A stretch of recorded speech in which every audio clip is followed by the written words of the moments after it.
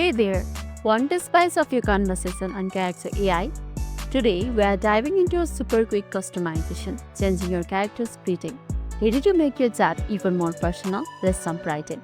First things first, open your character AI app and make sure that you have already logged into your account. This makes the whole process easier and faster. After logging in, you will be taken to the chat section, and this is how the chat section looks like. Now find the characters whose greeting you want to tweak, but you have to remember this thing that we can only sense the greeting of the character that you built, not the characters that other people built and you are using. Let's go ahead. So I have built a character called Haku Master. Tap on the chat. This will open the conversation or chat section. Now tap on the character's name. It's over here. Tap on it and this will take you to their profile. On the profile page, you can see an option for edit character.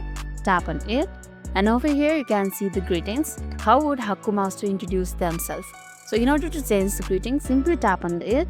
Remove what don't want in the greeting. Hide the greetings that you prefer.